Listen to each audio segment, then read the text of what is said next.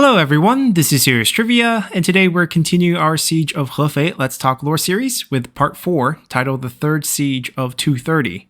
Now last time, we covered Zhang Liao's legacy, and the impact it had on the defense of Hefei from the second siege in 215 until his death in 222.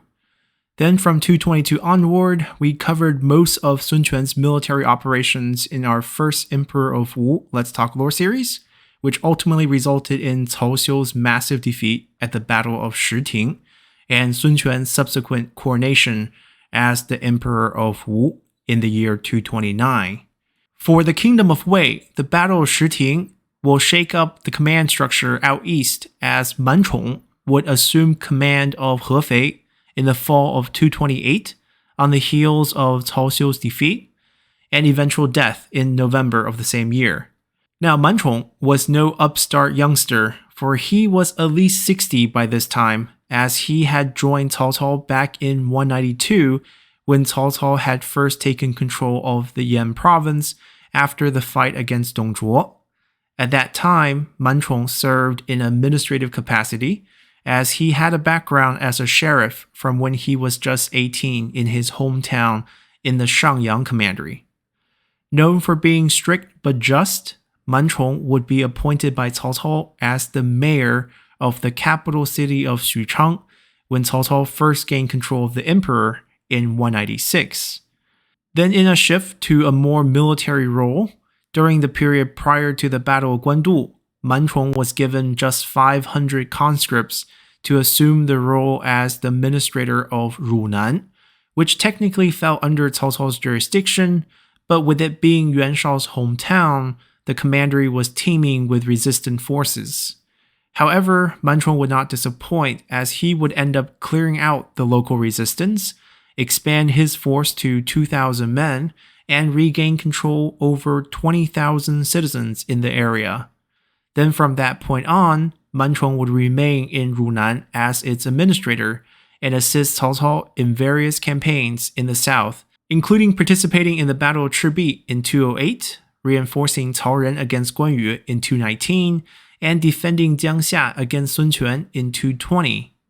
Then due to his wealth of experience in the south, Cao Pi would promote Chong to Zhang Liao's prior post as the general of the front in the year 224.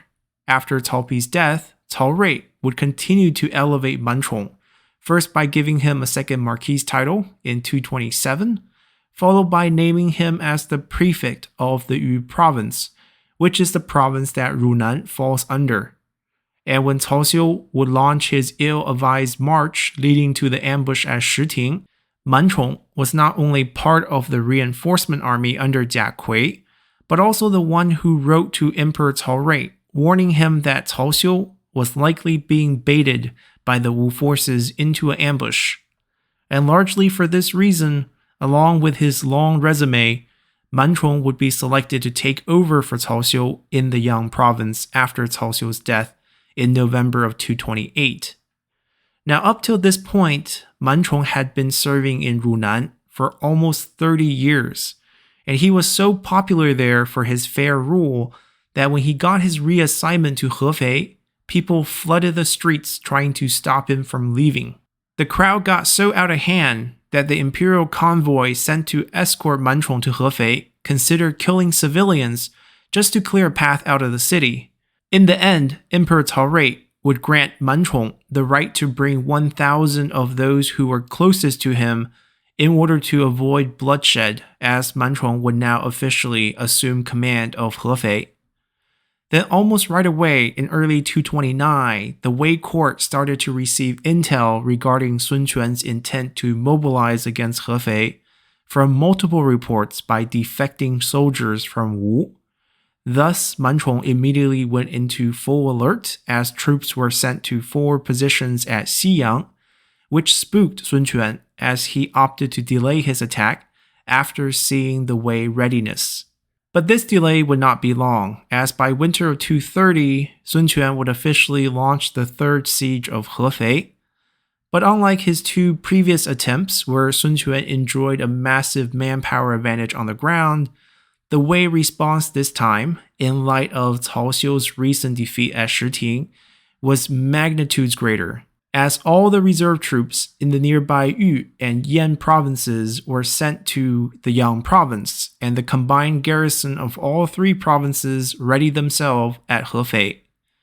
Facing this massive response, Sun Quan once again chose to retreat.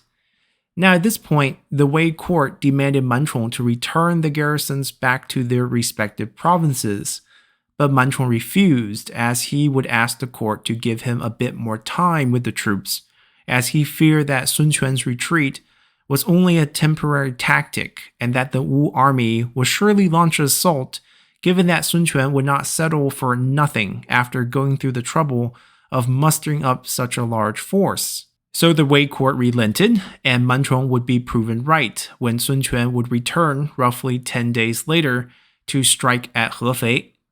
A brief siege was set up, but after some light fighting, Sun Quan lost his stomach for the fight, as he noticed that the Wei army did not abate since his feigned retreat. So the third siege of Hefei ended without much fanfare, as Man Chong's accurate read of Sun Quan's intentions and the overall Wei response gave them an easy victory. For Sun Quan, the defeat yet again at Hefei made him reconsider his tactics. So in 231, instead of launching another assault, Sun Quan went back to the same tactic that had won him the Battle of Shiting, as yet another one of his officers in Sun Bu would reach out to Wei, expressing his desire to surrender.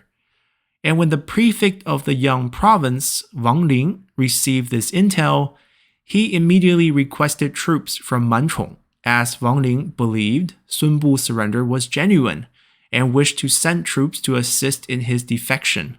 Man Chong, on the other hand, did not believe Sun Bu, and when he received Wang Ling's report along with Sun Bu's letter, he decided to pen a return letter in Wang Ling's name back to Sun Bu, stating that while they valued his desire to defect and join the righteous side, sending troops is a tricky matter. If they send too few, then they can't provide adequate protection. But if they send too many, then it would be difficult to keep this entire operation a secret. Therefore, they would need some time to carefully consider all their options before proceeding with the defection. But despite having effectively stonewalled Sun Bu, Man Chong knew Wang Ling still wanted to go, especially since the two of them did not get along at all. So when Man Chong was summoned back to a court meeting, he strictly forbid his officers from handing troops over to Wang Ling in his absence. And Man Chong's concern would be proven correct yet again, as not long after he left, Wang Ling attempted to borrow troops. But after being turned down, he ended up sending his own 700 guards to rendezvous with Sun Bu. Of course, what awaited his guards was a Wu ambush, as almost all 700 were killed, with only a few escaping back to tell the tale.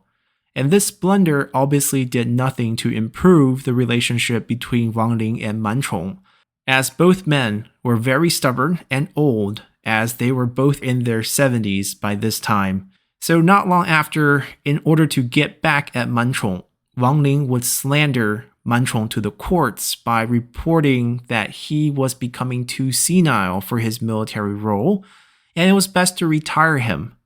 So the court obliged and reassigned Man Chong to an office job back in the capital. However, when Emperor Cao Rui met with Man Chong, he noticed that Man Chong was not only mentally fit, but also physically fit. So he ended up ordering Man Chong back to Hefei, despite protests from Man Chong himself, expressing his desire to stay in the capital. So in 232, Man Chong would be forced to return back to Hefei, and he would end up sending a shocking request back to the court. And to find out what Man Chong has planned this time, and how it would impact Sun Quan's fourth siege of Hefei in the year 233, come back next time, as we'll continue this series tomorrow. So hopefully y'all enjoy this episode enough to hit that like button to help support the channel, and I'll see y'all next time. Bye!